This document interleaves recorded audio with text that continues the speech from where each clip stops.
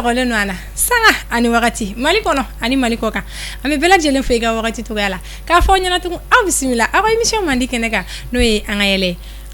émission min labɛnnen don malikunnafoni.net fɛ émission in sigi kun tɛ dɔwɛrɛ o k'aw la yɛlɛ k'aw la nisɔndiya k'aw to faw sigiyɔrɔ la émission in bɛ tɛmɛ chaque lundi à partir de 18h sur malikunnafoni.net minnu ma abonné aw ka abonné aw ka commentaire baden kɛ sabula o nafa ka bon an ka baara in kɔnɔna la kosɛbɛ ayiwa an filɛlibagaw bi an ka wele sera an ka belebeleba fila wɛrɛ ma bamananw ka kuma de don ko mɔgɔ kan yɛrɛ de da an b'an ka ɲininkaliw tɛngu la pour que aw ni ne an bɛɛ bɛ se ka faamuyali sɔrɔ cogo min na n balimakɛ ni ɲankuma Mba ni ɲankuma se k'i tɔgɔ ni jamu fɔ an filɛlibagaw ye ok d'accord n tɔgɔ ni jamu bon n tɔgɔ ye jamu ye quoi ok d'accord ma filɛbaga jɛkulu bɛɛ lajɛlen fo fɛn fɛn sɔgɔlen bɛ donc an ka téléso la nin wagati in na donc n'o ye an ka yɛlɛ émission ye ne y'aw balimakɛ yan n'aw denkɛ n'o ye Mafa Simbo a bɛ fɔ ne de ma ko Mafa Simbo ne de bɛ mɔgɔw kungo dilan i m'a faamuya jɔrɔna ko fɛn fɛn b'i la a mana kɛ qualité o qualité n bolo tɛ don buguri la n bolo tɛ don cɛncɛn na foyi ne yɛrɛ ne b'a bɛɛ ɲɛnabɔ technologie de fɛ ayiwa an filɛlibagaw ko bɛ bi dɛ n balimakɛ ni ɲankuma se k'i tɔgɔ ni jamu fɔ an filɛlibagaw ye ok ne de ye Mamadu Jabate donc dɔw yɛrɛ kun jɔyɔrɔ ɲumana ko Jeliba n ka ko ka ca dɛ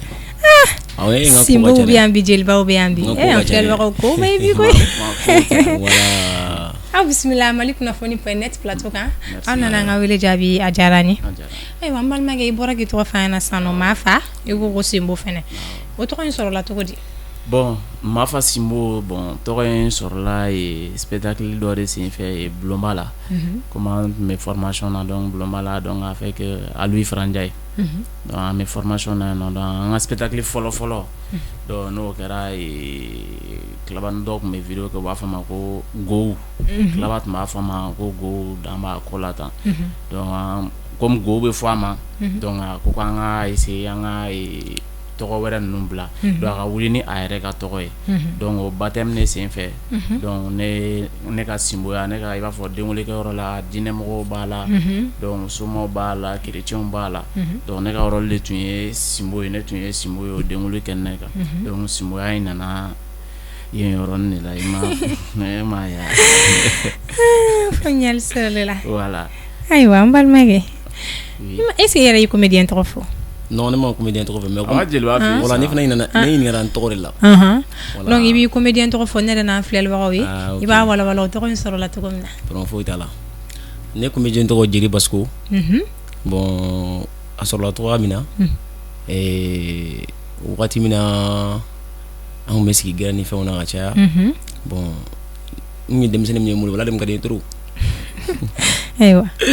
an ye denmisɛnnin molobali yɛrɛ de ye donc n bɛ to ka mɔgɔ darakɔrɔbaw k'u fɛ tout ça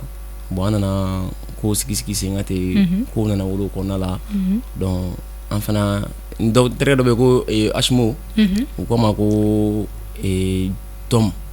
donc an nana an ka kow jateminɛ an bɛ togo min na kow kɔnɔna la vidéo ni fɛn kɔnɔna la an tɛ bɛn chaque fois mɔgɔ b'a fɔ ma k'an tɛ bɛn yɛrɛ de la non donc pour que k'a jira mɔgɔ la halisa an tɛ bɛn an fana y'a kɛ dɔrɔn Tom Jeli parce que olu tɛ bɛn quoi donc tɔgɔ nana o kɔnɔna la Tom Jeli donc aw tɔgɔ ye i yɔrɔ ne tun ye tɔgɔ in k'i yɛrɛ kelen ka tɔgɔ ye mais an ka dessin animé ni wɔkulɔni voilà a sɔrɔla aw yɛrɛ de fɛ awɔ Asimo yɛrɛ tɛmɛna an ka kelen nɔ an ka foli belebeleba b'a fɛnɛ ayiwa an tɛ yɛlɛ a ye yɛlɛ kɛ an ka yɛlɛ mɔgɔ bali yɛlɛ la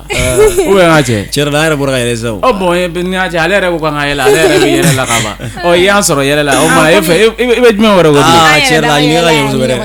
sisan an b'a lajɛ an bɛ ne yɛrɛ ka téléspectateur fana la yɛlɛ jɔ e ka téléspectateur jɔn bɛ k'i lajɛ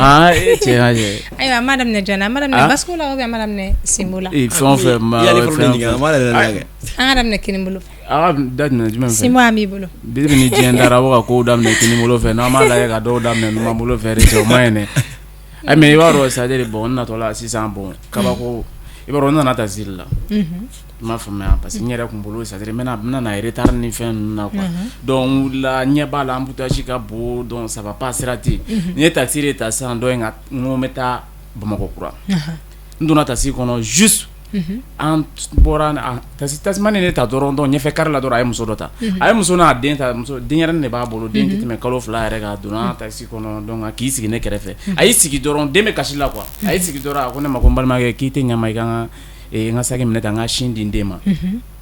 bon n tun bɛna saki minɛ mais n tilara ka siga quoi i m'a faamuya parce que pe bɛ yɔrɔ min na sisan insécurité ni fɛn ninnu bɛ yen nɔ a kana n'a fɔ ko ne ye a ka saki minɛ ko fɛn dɔ tununna saki kɔnɔna na ne ko non ko a ka saki to a bolo a ka den to a bolo ne yɛrɛ bɛ sin bɔ ne b'a di den ma quoi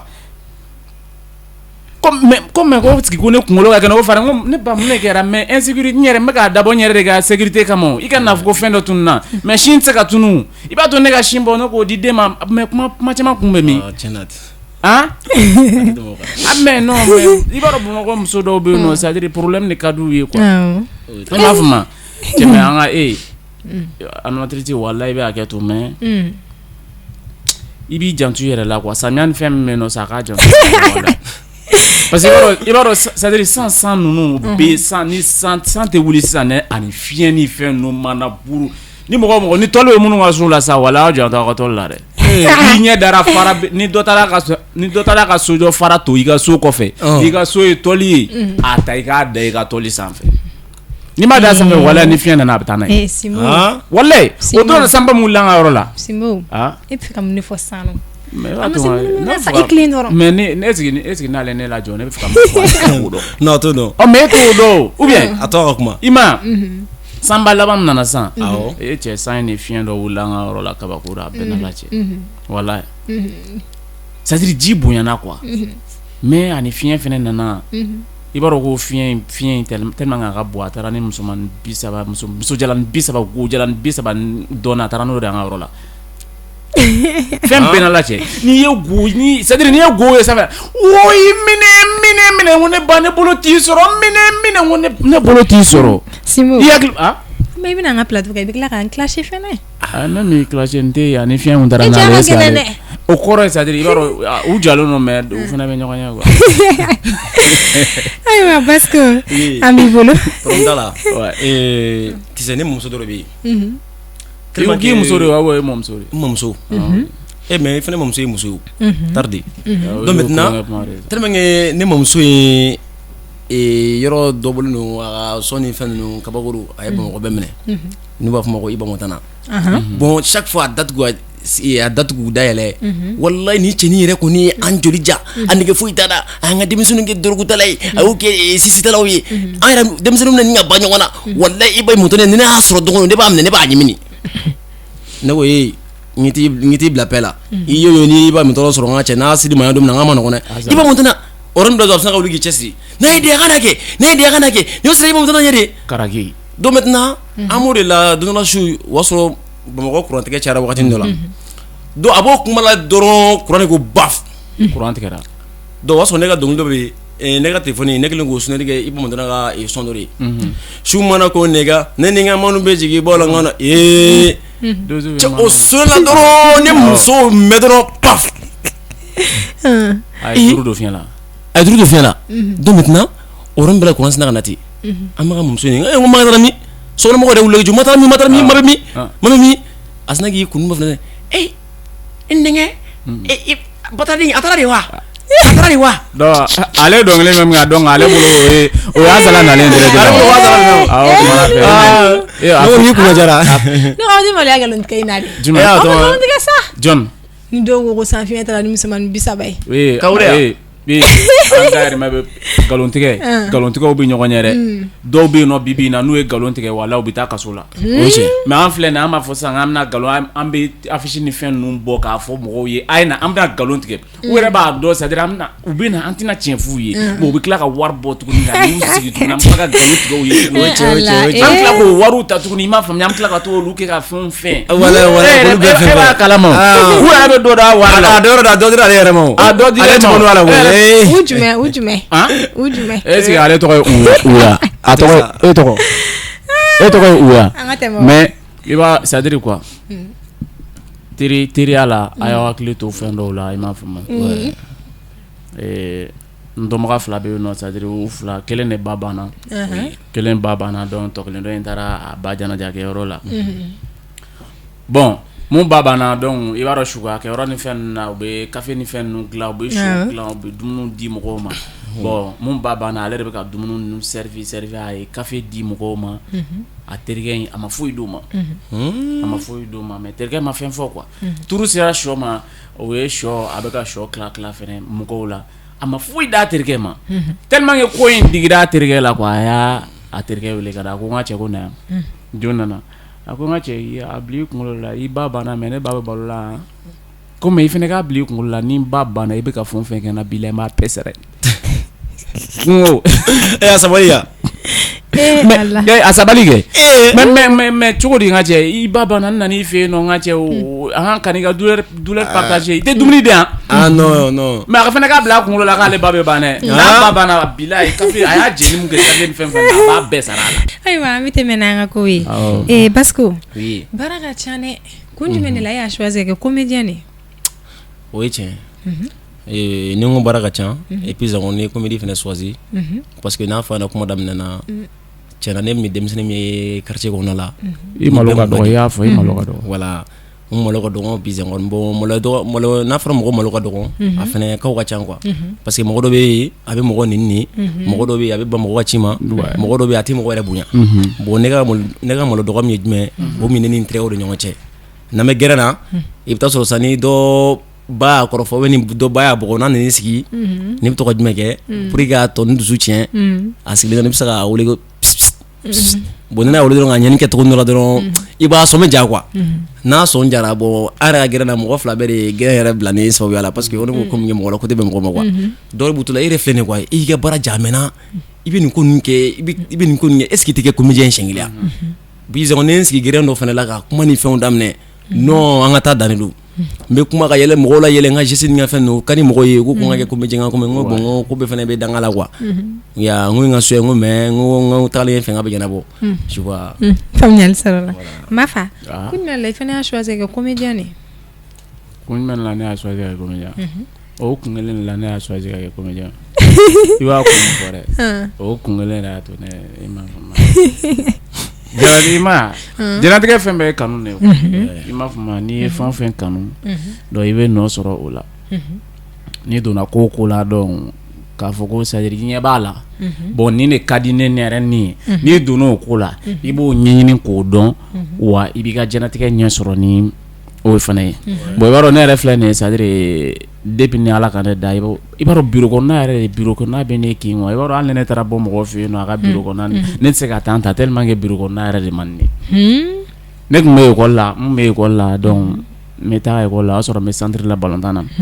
i b'a dɔn balontan yɛrɛ fɛnɛ balontan yɛrɛ ye art dɔ ye quoi o ye art dɔ ye ne tun bɛ n ka cahier ta ka bila sac kɔnɔ ka n ka tenue bila sac kɔnɔ ni n taara se école la n bɛ don ɲɛgɛn kɔnɔ n bɛ changer ɲɛgɛn kɔnɔ donc ka taa terrain na n tɛ taa école la tellement que école tun man di ne ye mais n tun hakili ka di trop mais tiɲɛ yɛrɛ la kalan yɛrɛ de tun man di ne ye depuis ne fitinin ma n mana récitation ani chant ni mɔgɔ ye ne dan ala ala ka faga classe kɔnɔ mɔgɔ yɛrɛ faga i bɛ ne dan matière bɛɛ la mati histoire ni fɛn i bɛ ne se ka ne dan olu bɛɛ la mais chant ne ko n'i ye ne dan chant na a bɛɛ la cɛ o ye dabali ye kɔrɔ ko Mafa bɛ se dɔnkili da la non ya Allahu akbar chant ni ka di ne parce que i fana bɛ se dɔnkili da la kɔni ne dɔnkili ya ni ko n ka dɔ fɔ n bɛ dɔ fɔ dɛ dɔ fɔ émission bantɔ an bɛ ci ayi ne tɛ pressé o an bɛ na o ne tɛ pressé k'a hakili lajigin an filɛlibagaw ye k'a fɔ aw sɔgɔlen don aw ka téléso mandi de la n'o ye malikunafoni.net kɛrɛnkɛrɛnnenya la aw ka jamukan mandi kɛnɛ kan n'o ye an ka yɛlɛ jamukan in sigi kun tɛ dɔwɛrɛ o k'aw la yɛlɛ k'aw la nisɔndiya k'aw to f'aw sigiyɔrɔ la bi ani Mafa de bɛ ɲɔgɔn bolo ani Basco an bɛ tɛmɛ ni an ka ko ye Basco comédie filɛ nin a ma nɔgɔn dɛ tɔgɔ duman t'aw la dɔw yɛrɛ b'a fɔ ma ko yɛlɛkoninkɛla baara min don mɔgɔ lankolon tɛ se k'a kɛ mɔgɔ minnu b'olu kuma ninnu fɔ aw ma kumakan jumɛn de b'e bolo k'a fɔ olu ɲɛna komi Mafa bɛ ka yɛlɛ o tɔgɔ an bɛ ka yɛlɛ ko yɛlɛkoninkɛlaw ok bon n y'a fɔ cogo min na Mafa y'a ka yɔrɔ souligner très bien parce que jɛnatigɛ baara kanu b'a la donc comédie yɛrɛ ka bɔ yen baara yɛrɛ ka bɔ yen hadamadenya yɛrɛ la i bɛ taa sɔrɔ dɔw b'i fɛ dɔw t'i fɛ i kɛra cogo dɔ bɛ f'i ma mais wa fɔla ni ko kuma bɛɛ lamɛn i tɛ tila quoi donc o kɔni kɔnɔna la an ye gɛlɛya caman ni fɛnw sɔrɔ la mais o t'an bali ka an ka baara la parce que a y'a fɔ cogo min na a y'a kanu de n'i ye jɛnatigɛ baara kanu i bɛ nabɔ o la quoi i m'a faamu sinon kuma ni fɛnw ka ca kɛrɛfɛ mais n'i y'o bɛɛ lamɛn dɔrɔn olu ne bɛ se ka fɔ olu y'a sarakaw de ye quoi kuma misɛnnin minnu bɛ kɛ kɛrɛfɛ pour que k'i déranger olu y'a sarakaw de quoi mais n'i taar'o fɛ dɔrɔn saraka ninnu b'i minɛ quoi donc i b'olu de to yen pour que ka se ka avancer quoi tu vois ko fɛn in k'a bɛ kanu sa mais e ka fɛn san kɔnɔ bon a ye n ka fɛn dɔw sa mais n bɛ se k'a fɔ a ye n ka fɛn minnu sa olu tɛ n bolo olu bɛna fɔ olu ye n ka secondaire de mais ni n ka matière principale de parce que munna a ye fɛn minnu san n bolo tel que n bɛ to ka sigi gɛrɛn na n bɛ baro kɛ puis n bɛ to ka taa yɔrɔnin dɔw la ka essayer ka fɛn dɔw ɲini pour que ka to ka fɛn dɔ ladon n yɛrɛ poche kɔnɔ la olu baaramisɛnnin ninnu fɛn i n'a fɔ ka commerce kɛ légende dɔ k'a sunkɔrɔ pour que n ka se ka dɔɔni sɔrɔ ka bila n bon a y'olu dɔw siɲɛ n bolo parce que munna wagati min na tournage bɛ sen na a kan ka tournage ni fɛnw kɛ n'o heure sera i bɛ taa sɔrɔ hali n'i ka o ci dɔ bɛ yen nɔ tu es obligé k'o bila bon siɲɛ kelen siɲɛ fila i bɛ décourager o la quoi tu vois donc olu de mais a ma fɛnba tiɲɛ n bolo fɛnɛ quoi voilà. ma fa oui ayiwa n bɛ segin ka na n'o question kelen ye e fana ma image ɲuman tɛ comédien na dɔw yɛrɛ k'aw ma ko yɛlɛkonikɛla dɔrɔn alors que baara in dun filɛ a ma nɔgɔn ayiwa kumakan jumɛn de b'i bolo k'a lase o mɔgɔ ninnu ma u ka téléphone minɛ k'a lajɛ n'a sɔrɔ ni yɛlɛkoni t'u kun kɛ u ka téléphone minɛ yɛlɛkonikɛ la mais a bɛ caman dusu kasilen la nisɔndiya n m'a fɔ ma o tɛ yɛlɛkoni o tɛ humour yɛrɛ dɔrɔn ye i b'a dɔn c'est à dire Mali la yan nɔ maliyɛn kelen tɛ ka valeur don a yɛrɛ ka fɛn foyi la i m'a fɔ ma i bɛ kɔfɛ humoriste ninnu ta ka jate minɛ i b'a ye c'est à dire maliyɛn bɛ mun k'olu nɔfɛ ou bien kɔfɛ artiste ninnu jate minɛ i t'a sɔrɔ artiste dɔ bɛ bɔ kɔfɛ ka na bi in na maliyɛn den bɛ na c'est à dire a bɛ ka dɔnkili min da maliyɛn den t'a mɛn yɛrɛ mais i bɛ taa an ka musomaninw sɔrɔ kasi ni ɲɛji ni fɛn na o tigi nɔfɛ mais i t'a sɔrɔ dɔnkilidala ɲɛnamaw b'an fɛ yan nɔ u bɛ se dɔnkilida la an yɛrɛ b'a confirmer u bɛ se mais an tɛ foyi k'u nɔfɛ mɔgɔ maliyɛn ka kumakan n'i y'i ta o fɛ i t'i taa ɲɛ n'o yɛrɛ bɛ k'i lagosi o yɛrɛ a negelen don i nɔfɛ sinon n'a negelen t'i nɔfɛ i t'a sɔrɔ c'est à dire a occupelen don fɛn wɛrɛ la a tɛ e lagosilen a t'o ye quoi mais n'i ye mɔgɔ ye k'i lagosi dɔrɔn a tigi bɛ k'i jate minɛ dɛ a ɲɛ bɛ pas dɔ l'i kɔrɔ i m'a faamu fɛn in daminɛna wagati min na ne y'a daminɛ wagati min na n'i taara mɔgɔ kumakan fɛ n tun tɛ se yen ne ka bɔ télé la fɔlɔ bi la a ma kɛ Mali chaîne a kɛra TV5 chaîne de a kɛra bulonba kelen in na Bakɔ Jikɔrɔni t'a dɔn i kan ka bulonba yɔrɔ dɔn Bakɔ Jikɔrɔni a kɛra yen nɔ nin daminɛlen en formation suit an formateur 15 bɔra yan nɔ 15 b'a dɔn voilà 15 Soko ni Makan ni Ngolo u bɛɛ b'a dɔn an bɛɛ tun bɛ formation kelen de la walahi bi la formateur a si ma bɔ Mali la dɔw tun bɛ ne lagosi mais u b'i ka photo ni fɛn ninnu ye u b'i na artiste ba wɛrɛ minnu ye bi la olu dɔw bɛ tila k'a f'e ma ko karisa n'i bɛ taa ka fɛn na i tɛ ɲama i k'a fɔ n ye an ka taa ɲɔgɔn fɛ depuis i bɛ dugu ma yɔrɔ i bɛ don c'est à dire k'i to dugu ma ɲuman tɛ f'i ye quoi mais o bɛɛ n'a ta dɔw b'i la encourager dɔw bɛ courage ni fɛn dɔw la u b'i sɔn u b'a f'i ye c'est à dire artiste ka Mali la yan nɔ artiste ka baara yɛrɛ tɛ se k'a yɛrɛ balo quoi parce que minnu yɛrɛ kan k'i sɔn i t'a sɔrɔ olu yɛrɛ bɛ jate minɛ dɔrɔn ko cɛ karisa bɛ taa n ka cɔ paf olu bɛ nata ni fɛn ninnu daminɛ e la u bolo c'est à dire e b'a sɔrɔ a fulama sɔrɔ quoi i ma or que e mago b'olu ka dɛmɛ na mais olu b'i lagosi a ye yɛlɛ kɛ mɔgɔ dusu cɛnnen don mais n'i miiri nin ko ninnu na ninnu tɛ mɔgɔ tɛ bala ne y'a fɛnɛ tɔgɔ min na dɔrɔn i t'olu jate quoi i m'a faamu ninnu c'est à dire non puis e b'a dɔn hali fɛn t'a dɔn n'i bɔra kalama Beyoncé de la ka na concert la Mali la yan nɔ je ne sais pas si tu te rappelles i m'a faamu ne hakili b'a la Beyoncé a de la ka na Mali la yan nɔ mais ne hakili t'a san na quoi parce que m'a dɔn aw yɛrɛ fɛnɛ hakili t'a la parce que hali ne hakili b'a la mais n'i y'a san fɔ sisan dɔ bɛna fɔ k'ale fɛnɛ tun bɛ Bamakɔ yan. Mafa tɛ tila koyi. Wallahi Beyoncé nana concert la non t'a dɔn a kɛra Palais de Sport la ou bien jumɛn n'a ka dɔnkili fa bɔ I'm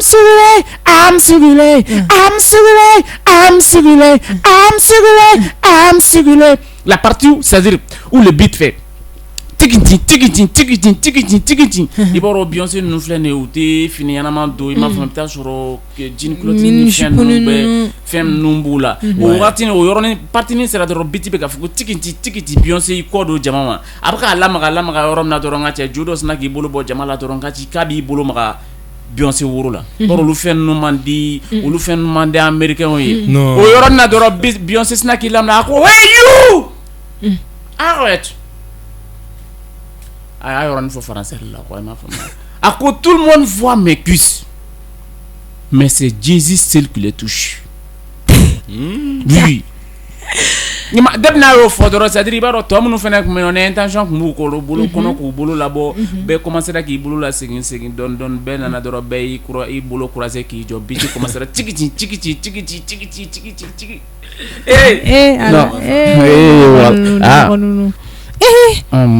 Basco an b'i bolo tiɲɛ na ma fa yɛrɛ ne bɛ nkalon tigɛ mais ne y'a tigɛ ne bɛ sa tu sais i b'a kalama cɛ mɔgɔ ko ka ca dɛ kojugu cɛ dɔgɔ dɔ minɛ bolo Sabalibugu di non dɔgɔ mun ka di ne ye trop ala donc maintenant ne yɛrɛ mɛnna dɔgɔ in nɔfɛ an ka ɲɔgɔn ye c'est à dire wagati ne y'a wele cɛ bébé a ka di ne an ka ɲɔgɔn su na a b'a fɔ cɛ tante fɔlɔ sa n bɛ tila k'i wele chérie tant que a bɛ chérie mun fɔ dɛ courage bɛ don ne la quoi non a bɛ ne fɛ mais n ko avec le temps n'an bɛ opportunité di yan pour que an ka se ka ɲɔgɔn ye bon nin don a ye ne wele de a ye ne wele sufɛlanin fɛ avant que su ka ko dɔɔnin quoi a ye ne wele bébé bon n'an sɔrɔ nin yɛrɛ comme ça i bɛ yɔrɔ yɔrɔ n'i ma n'an sɔrɔ n'i ma na ka bɛn n'o yɛrɛ dɔrɔn ka cɛ kanu banna Allah cɛ wari tɛ ne kun moto tɛ ne bolo nin yɛrɛ foyi donc maintenant k'an bila bloc yɛrɛ kɔnɔna la n donna n ka manibaga fɛrɛ cɛ n terikɛ dɔ bɛ n ka cɛ ale bɛ swagiw non sera ale ma ayi sɔn n terikɛ manager dɔ bɛ yen n b'a fɔ ma ko Yaspi n bolila ka taa n ka cɛ ko manager n ka cɛ n ko kulɔti kelen sigama dɛ n taara samara minɛ Wancho la ka taa guligi minɛ LG la ala ka ko dafa ten donc maintenant ne taxitigi la jɔ girin na n ko taxitigi n ko n bila fɛn na n bila Sabalibugu donc maintenant ne donna taxi kɔnɔna la wari tɛ ne kun ne ye n kɛ taxi kɔnɔna sa an taara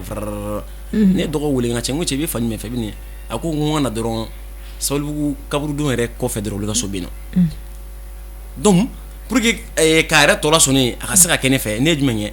ne ko bon i bɛ avancer ka na kaburu da la dɔɔni n'i avancer ka na yen nɔ donc an bɛ ɲɔgɔn ye quoi komi ne tɛ se yɔrɔ dɔn quoi ne taxitigi nana ne ye cɛ wari tɛ ne kun wari foyi tɛ n poche kɔnɔ k'an kɛ taxi kɔnɔna kan ten an nalen sisan ne ɲinɛna k'a fɔ ko wari tɛ ne kun taxitigi ko ko n ka cɛ ko mili fana ne ko mili fana o y'a sɔrɔ dɔgɔ jɔlen bɛ disa mais comme dɔgɔ an yɔrɔ ka jan ɲɔgɔn na dɔɔni a tɛ se ka ne choix quoi ne ko taxi ma n ko bon n ko problème t'a la n ko n kɔnɔ n bɛ jigin sisan n bɛ ɲɛgɛnɛ kɛ nin yɔrɔ na n ko n bɛ na justement ma quoi a ko problème foyi t'a la donc ne nana ne bɛ ka na ɲɛfɛ ne bɛ ka n kɔsi ne bɛ n kɔsi ne ye n kari ka don kaburu kɔnɔ la c'est que a bɔra ni ka wari a sina ka taxi da dɔrɔn k'i boli ka don ne nɔfɛ an bɛ ɲɔgɔn kɔ a bɛ boli mun na ne bɛ kogo de la su ni ɲɔgɔn cɛ awɔ ne bɛ kogo de la tellement wɛrɛ bolila taxitigi la a sina k'i filmɛ su ni kogo ta n ka cɛ o t'a kamalemanninw ko ye dɛ ala ni mɔgɔ nin tɛ maloya nkalontigɛ la koyi bon i b'a dɔn ninnu bɛ t'u ka animation la mɔgɔ b'u kɔrɔw dɔgɔya quoi c'est à dire bon e ka nin lajɛ ka a kan to an cɛkɔrɔba tɔw ma ko ninnu tɛ maloya nkalontigɛ la mais an ka baara a ɲɛfɔ an ɲɛna dɛ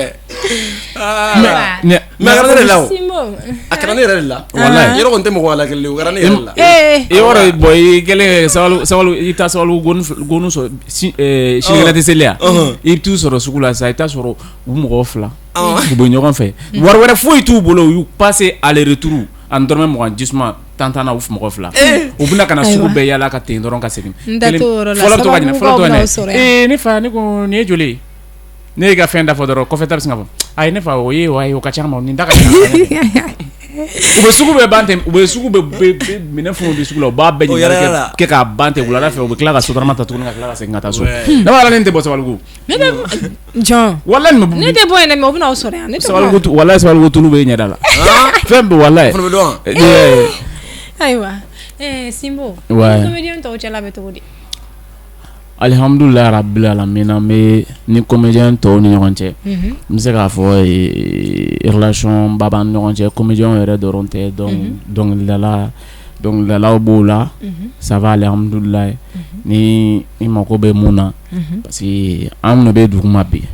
donc ni an mago bɛ u la an de kan ka tagama u nɔfɛ donc an mago bɛ fɛn mun na an ka se niveau dɔ la donc parce que dɔw fana bɛ yen nɔ u b'a ko karisa hali ka fɛn dɔw bɛ yen nɔ ni dɔnbagaw dɔw bɛ kɛ kɔfɛ u b'a fɔ ko mun de la i tɛ wuli ka se karisa ma ou soit i tɛ wuli ka se minnu b'i ɲɛfɛ donc i ka se olu ma i n'olu ka fɛn dɔw kɛ tan donc a bɛɛ bɛ i ka baara sankɔrɔta donc o relation yɛrɛ la tiɲɛ yɛrɛ la alhamdulilayi n'u ni ɲɔgɔn cɛ gɛlɛya foyi tɛ yen ni dɔnkilidalaw fana bɛ ten alihamudulilayi ne yɛrɛ fana ni ɲɔgɔn cɛ alihamudulilayi foyi tɛ yen walayi foyi tɛ yen. ayiwa Basco i fana ni comédien tɔw cɛla bɛ cogo di. komi i n'a fɔ a yɔrɔnin dɔ fana fɔ o ye tiɲɛ de ye an de bɛ duguma donc toujours an bɛ se k'a fɔ opportunité dɔɔni b'an bolo ka yɛlɛn sanfɛ bon o tɛ sɔrɔ fo mɔgɔ minnu b'an ɲɛ respect ka kɛ yen i kɛra cogo o cogo mɔgɔ dɔ ka kala i ma parce que n'i ye niveau dɔ sɔrɔ ala yɛrɛ bɛ tɔgɔ min na duguma n'an ye sanfɛla sɔrɔ k'o bɛ caya donc a ka di mɔgɔ min ye an n'u ka se ka ɲɔgɔn ye cogo min na o bɛ gɛlɛya an bolo quoi bon kɔnɔna la o bɛ se ka fɔ o bɛ se ka k'a gɛlɛma yɔrɔnin dɔ mais o t'a yɛrɛ k'a fɔ nin ka mɔgɔ kuma b'o soit nin tɛ mɔgɔ fɛ juste tanko dɔrɔn de don i m'a faamu donc alhamdulilayi ni comédien tɔw ni ɲɔgɔn cɛ vraiment foyi tɛ yen an ye ɲɔgɔn sɔrɔ yɔrɔ dɔ ne y'a dɔn k'a fɔ vraiment ni ce jeune homme nin fana ye comédien ye a bɛ tan an bɛ gɛrɛ ɲɔgɔn na an bɛ ɲɔgɔn fo bonya yɛrɛ kɔnɔna la pour que an bɛɛ ka se ka baara kɛ ka nafa sɔrɔ a la cogo min na quoi. ayiwa Mafa i furulen don wa. e ko jumɛn. ne ko n ko est ce que Mafa furulen don wa. ayi ne ma furu. ma furu. walayi ma furu. kow fana tɛ yen. mais i ma furu kɔni o kɔrɔ ye kow bɛ yen ne o. i ma furu mais kow bɛ yen. mais i ma furu kow bɛ yen o. kow bɛ yen. ou bien e ni ma furu alihamudulilayi rabbil alamin juru i labilalen don fila ka di i ye tɛmɛ n'a ye saba ka di i ye naani duuru ka yɛlɛn ka taa quoi. e bɛ fɛ ka mun de fɔ sisan nɔ. e bɛ fɛ ka mun de fɔ. tagabila kɛ. ala cɛ ninnu ma ɲi. ayiwa Basco. an cɛw ma ɲi o tuma na a fɔra olu yɛrɛ quoi. a fɔra olu quoi. o la i b'a ye ko an cɛw ma ɲi. Basco i fana furulen don wa. non furulen tɛ. an bɛɛ ye kelen o. mais kow tɛ yen. an bɛɛ ye kelen. o bɛ se ka kɛ cogo di ko kow tɛ yen. kow bɛ yen. ne tɛ cɛya. ni samiya i b'a dɔn nimisa kelen de bɛ to ka kɛ ne la i b'a fɔ an filɛ nin ye samiya la sisan bon ni san tora ka na ne bɛ nimisa ko kelen pe dɔrɔn de la walayi a chaque fois ni san nana dɔrɔn ne hakili bɛ jigin n fa de la walayi n fa kun ye muso fɔlɔ min di ma ni n banna la chaque fois ni san tora ka na hakili bɛ to ka bɔ a ye n'a sɔrɔ n'i kulo bɛ ne la walayi ba mi deli ala n'a yɛrɛ kama e kun ye mun di yan fɔlɔ la bon o y'a sɔrɔ n ye denmisɛnninya hakilina ɲɛnama kun tɛ n na conseil ɲɛnama kun tɛ n na quoi donc n'a bɛ yen nɔ sisan i bɛ se k'a di yan walayi i bɛ se k'a di yan sa wa mago b'a la m'a fɔ kɔdi bɛ kuma in na o kɔdi bɛ nin kuma in na ni kɔdi b'a la i t'a débloquer e ko ni san nana e fa tun bɛ muso min den ma e hakili bɛ jigin o la mais mun de bɛ hakili jigin o la sisan nɔ mun de bɛ hakili jigin muso in na sawa ye bɔ a bɛ jɛman sɔrɔ la hakili ka taama a nɔfɛ ayiwa n'an bɔra an b'o kuma in tɔ fɔ kɛnɛ ma olu bɛɛ tɛ plateau kan kuma ye ayiwa i yɛrɛ y'o dɔn ayiwa Basco diɲɛlatigɛ baara o baara n'i b'a la i bɛ nɔgɔya sɔrɔ a kɔnɔ i bɛ gɛlɛya sɔrɔ a kɔnɔ an bɛ don min na ko bi gɛlɛya jumɛnw de b'i kan baara in kɔnɔna la. gɛlɛya min kan nin baara in kɔnɔna la parce que i y'a fɔ yɔrɔ dɔ bɛ yen nɔ n'a ye a ka sketch n'a ka fɛn kɛ k'a ka tournage kɛ baara fɔlɔ min yɛrɛ ka gɛlɛn fɔlɔ fɔlɔ parce que mɔgɔ i kɛra cogo cogo fɔ ɲɛmɔgɔ ka sɔrɔ i la i kɛra diɲɛlatigɛ mɔgɔ ye bon an dɔgɔnin bɛ ɲɔgɔn bolo yan ka manager an b'a fɔ ma ko Yaspi donc a tɔgɔ yɛrɛ ye Seba ye ale y'an ka manager bon mɔgɔ kelen fanga tɛ se k'o la tiɲɛ yɛrɛ la ko ka gɛlɛn an bɛ comédie na o t'a yira k'a fɔ don o don an bɛ miliyɔn de sɔrɔ ka bila an kun i n'a fɔ an bɛ wari sɔrɔ ka bila an kun k'an k'an yɛrɛ dɛmɛ an ka fɛn bɛɛ y'an yɛrɛ de ye an ka fɛn bɛɛ yɛrɛ fɔ ni wagati min na n'an balila ka prestation ninnu sɔrɔ yɔrɔ ninnu na an ka t'olu kɛ k'olu wari ninnu sɔrɔ ka bila an kun k'an yɛrɛ dɛmɛ an ka YouTube n'an ka fɛn n'an ka page n'an ka fɛn ninnu ka se k'olu labaara cogo min na ya bon vraiment n bɛ se k'a fɔ komi i yɛrɛ la o yɔrɔ gɛlɛya de b'an kan kosɛbɛ sinon ne yɛrɛ bolo mɔgɔ ko ni fɛn ninnu tɛ quoi ni ta mɔgɔ ka kuma fɛ dɔrɔn i tɛ tila donc n'olu sɔrɔla i ka yɛlɛ sanfɛ olu mɔgɔ kelen de bɛ tila ka fara i kan tuguni quoi bon pour le moment dɛmɛbaga ko financement tiɲɛna an yɛrɛ mago b'o de la kosɛbɛ kosɛbɛ parce que ko dɔ b'an bolo ka kɛ cɛturu b'an bolo ka kɛ ko bisa kɔnɔ an bɛ fɛ ka film dɔw kɛ bon a tɛ se ka sɔrɔ yɛrɛ f'i ka dɛmɛbaga yɛrɛ sɔrɔ mun bɛ se k'i ta en charge ou ka se k'i ka besoin fanba k'i ye quoi donc vraiment olu yɔrɔ de bɛ ka an sɛgɛn dɔɔni an ka baara in kɔnɔna la. Ala ka bɛɛ lajɛlen nɔgɔya. Ami. Mafa fana b'i da don i ka gɛlɛyaw la. I ka gɛlɛya jumɛn b'i ka baara in kɔnɔna la an bɛ don min na ko bi. Gɛlɛya jumɛn yɛrɛ bɛ ta ka i b'a fɔ an bɛ don min na ko bi. Manager, je pense qu'il va baara kɛ quoi. Côté fila bɛɛ la i m'a faamu mais i b'a dɔn baara b'a la donc gɛlɛya bɛ a la i b'a fɔ nɔgɔya b'a la cogo min na mais fɛn o fɛn daminɛ donc a gɛlɛya ka bon ka tɛmɛ a nɔgɔya kan i b'a fɔ souvent o tournage yɛrɛ yɔrɔ niveau ye mais au début i bɛ sɛgɛn donc publication ni fɛn ninnu b'a la donc publication dun filɛ nin ye cɛ a tɛ taa ni wari tɛ i m'a faamu donc n'i ma se niveau dɔ la donc mɔgɔw ka a faamuya u kana n'i ye k'i y'a daminɛ ten dɔrɔn ka kolo ye wulu da k'a ka maga o fɛn tɛ an mago bɛ dɛmɛ na gɛlɛya fɔlɔfɔlɔ min yɛrɛ bɛ n kan sisan n bɛ n sen la wa chaque fois donc bon ko dɔw bɛ kɛ yen nɔ i bɛ tagama ka taa i se i bɛ taa karisa i tɛ ɲama i ka moto singa man ka taa ni fɛn ninnu na ou soit ko dɔw bɛ wuli sufɛla ni fɛn ninnu fɛ ni taxi tɛ n ka jɛ. A ma nɔgɔn. An bɛ Ala deli Ala ka bɛɛ lajɛlen nɔgɔya. Amina yɛrɛ mais moto ko ni Ala sɔnna ma ni moto ko ni Ala sɔnna ma ye ayi moto ko ale alhamdulillah an bɛ dugawu kɛ Ala seli tɛmɛ n ba i m'a faamu Ayise Ture i m'a faamu ale bɛ moto de ayiwa ni Ala sɔnna a bɛ nɔgɔya ni Ala sɔnna parce que fɛn jumɛn de man di e yɛrɛ ye diɲɛlatigɛ in na fɛn man di yan bon n'an ka miiri dumuni kunda wabɛ jumɛn kunda de a bɛɛ b'a la bon tiɲɛ kun na fɛn min yɛrɛ man di diɲɛ yɛrɛ kɔnɔna la c'est ne ka baara ɲuman k'i ye bon kana n sara sa mais o baara ɲuman kelen kana tila k'a fɔ k'i bɛ n sara ni ŋaniya juguya dɔ ye quoi ne ka baara ɲuman k'i ye kana wari di ne ma a fɔ ne ma dɔrɔn i ni ce quoi n'i ko ne ma ne ni ce o bɛ ne bɔ toro mais ka tila k'a fɔ k'i bɛ bila contre la tuguni k'i bɛ n kɛlɛ parce que o baara in kɛra ka ɲa vraiment ne tɛ se k'o de faamu quoi. Mais fɛn jumɛn de ka di ye? Bon fɛn min ka di ne ye dɔrɔn bɛn ne ka di ne toro ne ni mɔgɔ mana gɛrɛ ɲɔgɔn na cogo ni fɛn t'an bolo mais n'an bɛnna fɔ tɔgɔ kɛ kelen i tɔgɔ kɛ kelen bon ne bolo fɛn bɛɛ bɛ na o kɔnɔna la quoi ne yɛrɛ kɔni bolo o de ka di ne yɛrɛ kɛ kosɛbɛ an ka fara ɲɔgɔn kan an ka bɛn foyi tɛ bɛn ma quoi parce que bɛn kɔnɔna la fɛn caman bɛ sɔrɔ kɔnɔna la voilà. Faamuyali sira dɔ la maa fa a bɛ e yɛrɛ tɛ yan dɛ i bɛ min dɛ ko de tigi i mi ka goni ninnu dɔ la. Ne tɛ an ma an bɛ some mɔgɔw da ɲɔgɔn na. Bon mɔgɔ tɛ ko cogo dɔn fɛn jumɛn de ka di i fɛnɛ. Fɛn jumɛn ka di ne ye bon vraiment diɲɛlatigɛ la i b'a dɔn ko caman bɛ yen nɔ olu man di ye. An ka taa dama dama ni fɔ. Saya ka di mɔgɔ ye. O man di mɔgɔ si ye. Fantanya ka di mɔgɔ ye. Man di mɔgɔ ye. Est-ce que jinɔgɔla don ka di mɔgɔ ye? Ayiwa. Est-ce que ne bɛ goudron kan poussière ba ka to ka wuli parler est-ce que o ka di yan? Ayi o man di mɔgɔ ye. Fini kɔni fini fɛrɛ ko la sa. Ayiwa fɛn jumɛn de ka di ye? Ne yan fɛn jumɛn ka di ne yan? Alhamdulilayi rabbil alamin fɛn min ka di ne ye c'est-à-dire o ye ne ni mɔgɔw cɛ ne bɛ ka fɛn kɛ minnu kama n bɛ ka baara kɛ minnu kama c'est-à-dire k'olu sago kɛ n bɛ ka mun kɛ a ka diya a bɛ ka diya o ye i m'a faamuya o de ka di ne ye parce que ni ne y'o dɔn k'a fɔ ko c'est-à-dire n bɛ ka fɛn min kɛ a bɛ ka diya mɔgɔw ye i b'a dɔn o de b'a to fɛnɛ c'est-à-dire ne fɛnɛ bɛ n cɛsiri n b'a bila n kunkolo la hali n bɛ mun na hali ni mɔgɔ ma fɛn di yan n ka n yɛrɛ ta sɔrɔ i m'a faamuya o yɛrɛ bɛ kɛ i bɛ mun sɔrɔ i bɛ taa baara dɔw kɛ dɔw b'a fɔ karisa na nin fɛn kɛ i bɛ taa fɛn kɛ bi la i bɛ tila ka na ta tuguni i b'a don i ka vidéo da fɛ tuguni.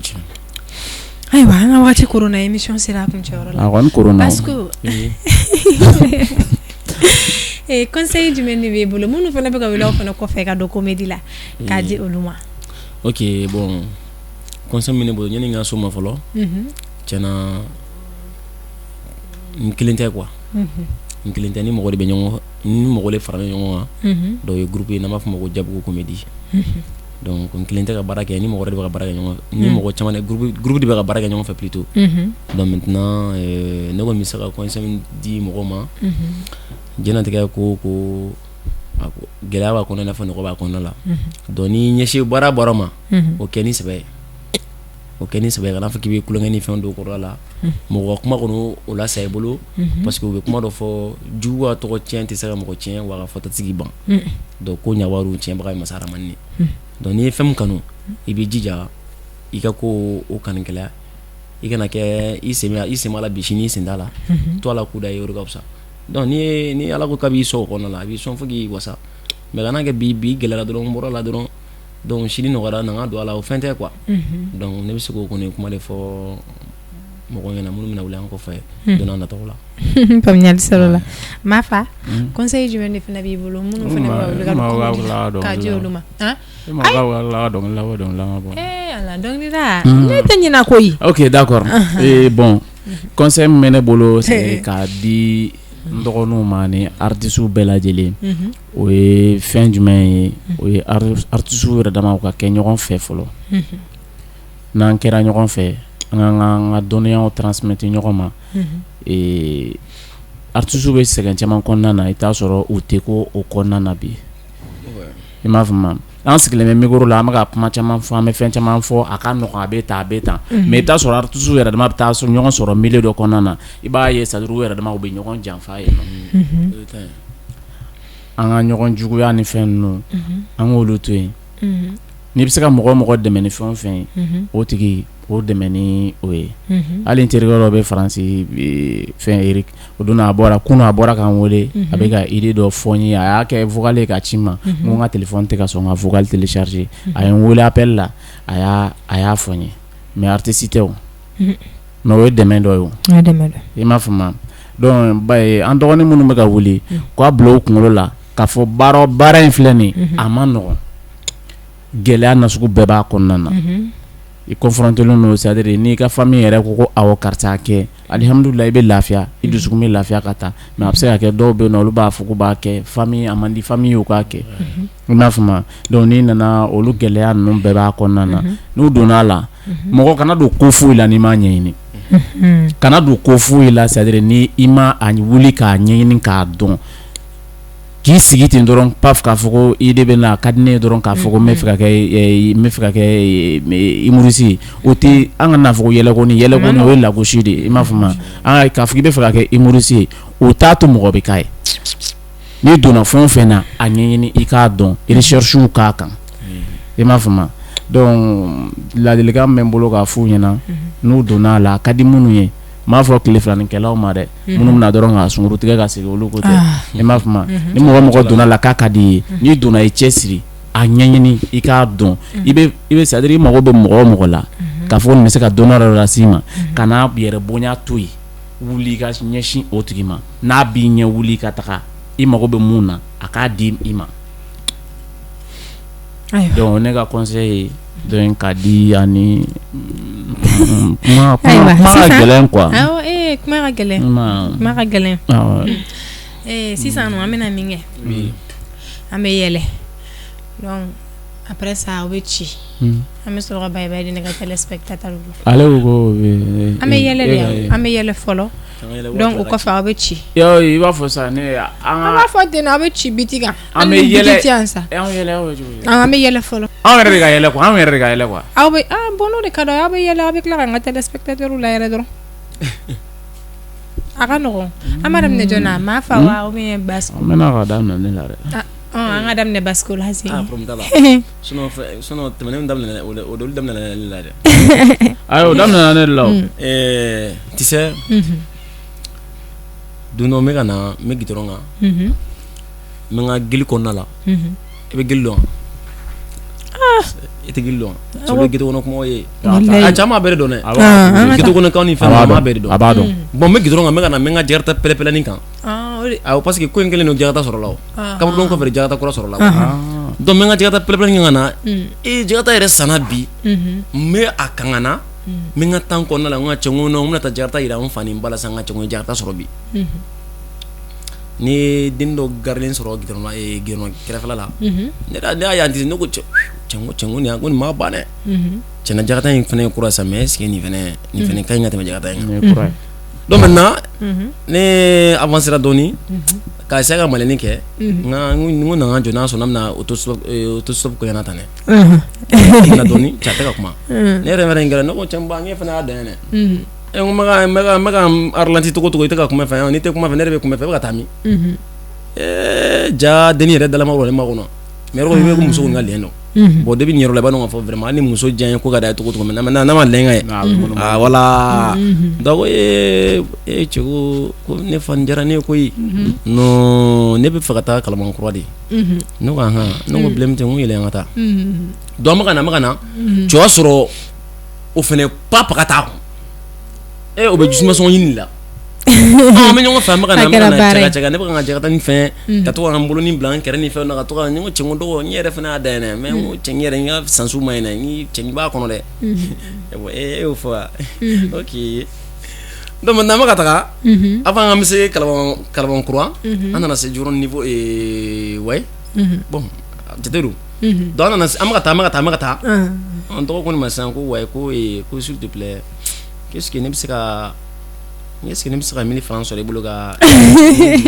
taxi tɔ conseil parce que e tɛna taa ne bila so n bɛ ka na Orange Money mɔgɔ ni fɛn ninnu ko ne ka compte ni fɛnw bloqué sinon wari bɛ n ka compte la n kun kan ka bɔ quoi ne ye n kɔsi ne ko n ko 1000 francs n ko tɛ paba ye n ko tɛ paba ye n kana jɔrɔ la yɛrɛ donc ne y'a essayer ne ye 1000 francs bɔ ne y'o di ja dɔgɔ ye n t'a dɔn u b'a fɔ jumɛn yɛrɛ moto fɛn ninnu tan ja dɔgɔ ye mɔgɔnin dɔ ye quoi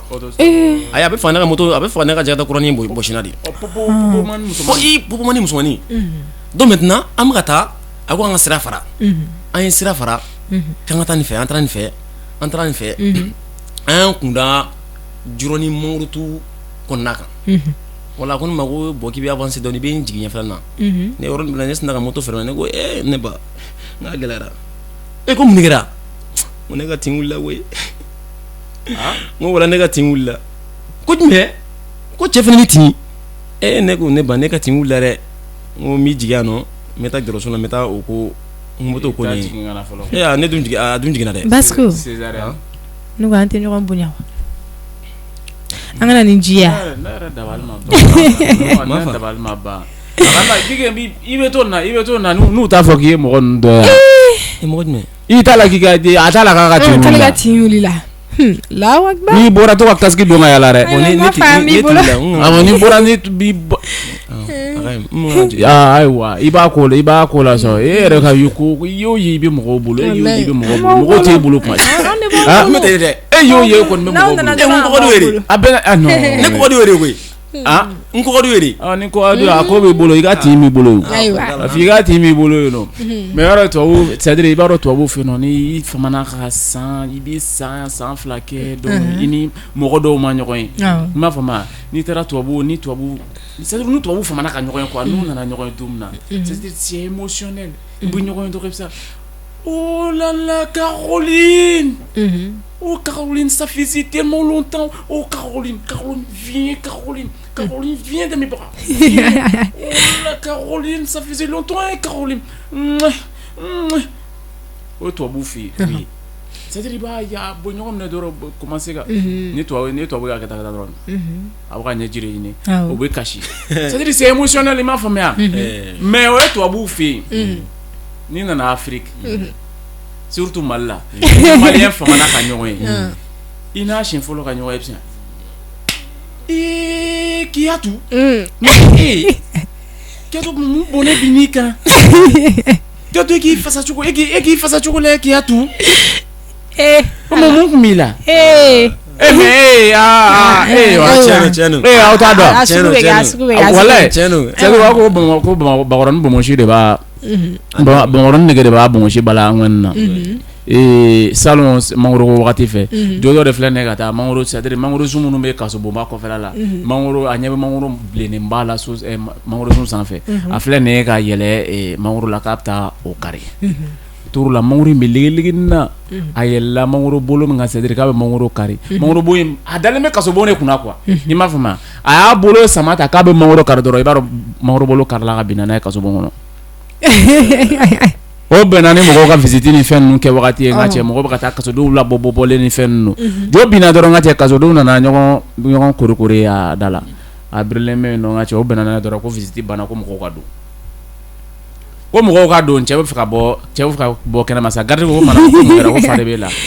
k'a fɔra ɲɛna ko mɔgɔw ka bɔ kɛnɛma dɛ ko mɔgɔw ka taa kaso kɔnɔ e bɛ ka bɔ kɛnɛma ko non k'ale tun bɛ ka mangoro kari de ko ale binna yan nɔ quoi o ye kasodiladenw wele ka na ko nin ye dunan de ye yan nɔ k'aw tɛ nin dɔn kasodiden dɔ sina k'i ka dɔrɔn ko nin y'a san 2 ye nin cɛw bɛ yan nɔ ko mangoro boloma karili de dɛ nin y'a san 2 ye an ni nin bɛ ɲɔgɔn kan yan nɔ o ma e ma da ne la dɛ o min fɛ gulɔ ma ɲi ji farati gulɔ min na walayi kana to c'est-à-dire gulɔ a ka bɔ i somɔgɔw la quoi joro tuma yɔrɔ la c'est-à-dire tellement que jo a bɛ gulɔ min a bana bɔ depuis ni wulada 16h ni su 2h 3h 4h tɛ a tɛ dun don dɔ la sufɛ a taara ka t'i fa gulɔ la ka na a nana o y'a sɔrɔ a muso kɔnɔman don a nana don su 2h o y'a sɔrɔ muso ka tin wulila o ye mɔgɔ sigiɲɔgɔnw ye muso ta ka taa n'a ye c'est-à-dire a tɛ so quoi o ye sigiɲɔgɔnw ye muso ta ka taa ni muso ye dɔgɔtɔrɔso la a yɛrɛ ye tilen ka taa dɔgɔtɔrɔso la a falen a sera dɔrɔn a taara sɔrɔ muso jiginna den kɛra muso ye dɔgɔtɔrɔmuso ne ye den ta dɔrɔn a ko ne fa k'i ye muso jiginna o den kɛra muso ye a filɛ nin ye a den minɛ ka den lajɛ a den ta dɔrɔn ka den da kɔnɔ kan a den da kɔnɔ kan dɔrɔn ka den bubara la ka kɛ den bubara la pa dɔgɔtɔrɔmuso yɛrɛ dabali banna dɔgɔtɔrɔmuso ko kumana ni fa ye kunkolo o kumana ni kunkolo ma yan den yɛrɛ ni mɔgɔ b'o bugɔ tan a ko ayi dɔgɔtɔrɔmuso la ne ba i yɛrɛ fana muso de o a ko mɛ ni wolotɔ la ne nana su 2h o tuma n'a kɔrɔbayara sisan a bɛna su heure jumɛn e ko n ka cɛ n ko gulɔ ma ɲi n k'a ye gulɔ ta a ye gulɔ to yen wala a ye gulɔ to yen gulɔ ma ɲi bɔn e ka nin fɛnɛ sugu la ala fɛn fɔra dɔrɔn ayiwa sisan nɔ i y'a sɔrɔ ninnu i taa nasuguya ninnu de sɔrɔ boîte kɔnɔna ni fɛn na n ka cɛ wagati min na mɔgɔw n'u ka android b'u bolo n ka cɛ u bɛ selfie ni fɛn na i tulo bɛ sanni ma ka na fiwu n'a ye dɔn n'a ye donni kɛ dɔrɔn i bɛ mankan ko plon o ye bonisi kunun kan plon ma deli ka taa boîte la ayi an ka ci sisan a bɛ ci kɛ komi maa fa yɛrɛ kun ɲɔgɔn tɛ chant ni récitation na ne ma fi ne tɛ ɲinɛ ko quoi cɛ an ye walidɔnkilidalaw de ye ne tɛ ɲinɛ ni n'a fɔra ko chant an ka cɛ an kun bɛ mɔgɔw ka dɔnkili de da koyi an bɛ mɔgɔw ka dɔnkili min da an m'an yɛrɛ ta da Basco an ka daminɛ ni ma fɛ fɔlɔ ne b'ale jateminɛ fɔlɔ komi e ɲɔgɔn kun tɛ chant na voilà a bɛ walidɔnkili de da o n'o ne yɛrɛ ka dɔnkili de o an ka taa kɔnɔmatigɛli dɔnkili de don dɛ an ka taa sa dɔnkili kuranin bolo no sa fɛn ka dɔnkili berete yan dɛ n'a kɛra ne dɔrɔn ne b'a d'a kun a ye tɛ o ne bɛna ne cɛ ye min fɔ ne bɛna sigi o de kan ouais jɛnsi ka dɔnkilinin sa i kana kɛ ne la k'i b'a e cɛ o dɔnkilinin wala cɛ a ye mɔgɔ ka surtout yɔrɔ min na a b'a fɔ ko e t'a ɲɛ ne fɛnɛ t'a ɲɛ ye i tɛ ne balo ne fɛnɛ tɛ balo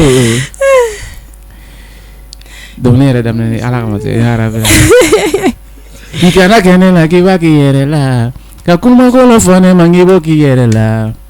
ni k'i b'a kɛ ne la k'i b'a k'i yɛrɛ la ni ye gɛnbalo ci kogo la i y'o di yɛrɛ ma de a mɛnna ne taara o jɛnɛba de taara bɛnba to ne tilara a mɛnna ne taara o jɛnɛba de taara bɛnba to ne tilara o kokoriko dugu jɛra u ɲɛ tuguni jɛnɛba denkɛ nin kɔnɔ kasira tugun a jɔnɲɔri jo i ye jo t'i jo i jo jɛnɛba den jo do salamu aleykum kisi bɛ n'aw ye bon est-ce que ne dan ne wala moi bébé j'ai fɔlɔ wallahi ni mɔgɔ ninnu t'a la yɛrɛ de non jara parce que an bolo ayi non bon ne kɔni na dɔnkili min da sa Mali bɛɛ diɲɛ bɛɛ farafinna bɛɛ tubabula bɛɛ Amérique bɛɛ Japon bɛɛ Chine bɛɛ i m'a faamu ninnu bɛɛ to yen olu n'u ka problème bɛ ɲɔgɔn na Mali bɛ problème la bon son ye yɛrɛ ka groupe son ye donc an ye voilà Claire n fana ka groupe bɛ n bolo Claire y'a fɔle n ye n ka masque bɔ yɛrɛ n yɛrɛ tɔgɔ bɛ n yɛrɛ ka masque kan e ma ne yɛrɛ tɔgɔ bɛ n ka masque kan e m'o ye an ka groupe yɛrɛ an jɛra ka son dɔ da donc maintenant n bɛ fɛ ka o freestyle legend de kɛ quoi kama yɛrɛ freestyle donc jabugu ka di tolo ni ka yɛlɛ bɛ yan jabugu ka di ɲɛsɔnja dɔrɔn de bɛ yan jabugu ka di tolo ni ka yɛlɛ de bɛ yan jabugu ka di ɲɛsɔnja dɔrɔn de bɛ yan bon n bɛna yɛrɛ ka partie yɛrɛ fɔ jabugu a jababugu ale jabugu a jabakisɛbugu jabugu ka di dɛ wallahi fɛn bɛɛ bɛ yan nɔ kɔrɔ dumuni bɛ yen nɔ ni na jabugu kɔgɔ bɛ dugu sogo ninnu na lamɔ jabugu jabugu ka di sa jabugu ala sa jabugu ka di dɛ jabugu ka di sa i bɛ se k'a lajɔ i bɛ se ka CD in lajɔ mais yɔrɔ nin don ne ka couple de dɛ n'ala mɛ e wa mun fɔ o yɛrɛ de bɛ ka segin o kelen de kan tiɲɛ la jabugu ka di k'a ka dɔnkili ɲɛnama dɔ i bɛ t'i jɔ ko jabugu ka di ma fɛ e tun ye min fɔ dun e kuma dɔ fɔ sisan ouais effectivement mais n yɛrɛ ka troupe ma fasimbo donc n b'u fɛnɛ fo donc n b'u yɛrɛ bɛɛ lajɛlen dɔn u bɛ ka émission suit donc n'o ye Papson Kadi Awa Gafure donc Kani Roger Champan Roger Kotigi les fous ani Gimba numéro 3 donc olu bɛ n ka denmisɛnninw yɛrɛ bɛ se ka fara n ka denmisɛnninw parce que n bɛ ka denmisɛnninw lamɔ quoi i b'a sɔrɔ c'est à dire faut que an ka mara la segin so parce que aw filɛ nin ye sisan ninnu filɛ nin ye bon ne y'a ninnu bɛ kuma dɔw fɔ an ma sisan c'est parce que mara tiɲɛna de ou bien faut que an ka mara la segin so an ka ninnu na mara kura ye quoi an ka denmuso mara ma la mara kura ye ayiwa parce que mɔgɔ dɔw fana b'i bolo i kan ka minnu fɔ ou bien n bɛ se ka o caman de bɛ n bolo mais n'i ko i dɛmɛbaga bɛ fo dɔ bɛ don ci la mais kɛrɛnkɛrɛnnenya n bɛ se ka mɔgɔ minnu fo ni Clara mɛ n b'a fo quoi Fatimi Keita dɛmɛbaga dɔ ye Enikasti o fana dɛmɛbaga dɔ ye Baburama o fana dɔgɔmata Baburama Buwarɛ mais an dɛmɛbaga belebele en plus les 100 millions an hakili b'i la toujours donc ani ka fara ɲɔgɔnna caman kɛ pour le moment an bɛ se ka ninnu de fɔ fɔlɔ minnu b'an dɛmɛ an ka art yɛrɛ kɔnɔna la kosɛbɛ bon dɛmɛ bɛɛ tɛ wariko ye dɛ parce que hali ni kungo sera ou soit ni ka fɛn sera mɔgɔ min bɔ a sen bɔ a kɔnɔ ka t'i ka fɛn na o bɛɛ ye dɛmɛ dɔ ye quoi donc mais wariko ni fɛn fan fɛ minnu b'an dɛmɛ kosɛbɛ o ye nin ye quoi vraiment faamuyali sa minnu bɛ wari dɛ ma ne m'olu tɔgɔ fɔ maa fa sa i tɛ sabali sa ala kama ayiwa an filɛ nin ma wari dila tɔgɔ fɔ ayiwa an ka voilà donc n bɛ Aïcha Touré fo donc n'o ye Armagan furumuso ye donc Kasta Jaruma fo ka n yɛrɛ woloba ɲuman donc ne ye Nafisatu Kanute ani n ba donc Asetu Diallo donc olu fo ani station Bengadi Musa Jimbo Couture donc k'u bɛɛ lajɛlen fo olu bɛ n dɛmɛ kojugu Eric Depini yan fo Faransi ani Enda den fo Faransi Bura Algérie Momo Alger ne Clara ayiwa a ba fɔ ne tɛ n b'a fɔ ne fana nana bako n ka cabali c'est bako in ka gɛlɛn ne tun b'an ba hakili tun tɛ bako in ni fɛn foyi tɛ ne tun b'an ba tɔgɔ fɔ hakili tun tɛ tigɛ voilà ok n fana bɛ min ba ɲuman fo ne ye Fatumata Kuyate bon n fa Yakuba Jabate tiɲɛ yɛrɛ la ala y'a min ji dɔgɔya bi ala ka suma an fa i bɛ yɔrɔ min na bibi in na donc an bɛ dugawu k'i yarabi badabada dali ala k'a nɔgɔya ani i ma i ka dugawu k'i den i bɛ yɔrɔ min na bibi in na donc an ka yɛlɛ sanfɛ ayiwa an filɛbagaw wagati korona ni ne tun ye aw ɲɛ ni aw tulo garisɛgɛ ye ni masa Arahmani ma an ka jɔnya jɔn na aw ni ne an na ɲɔgɔn sɔrɔ diɲɛ wagati wɛrɛw la ni kɛnɛ kelen kan aw bye bye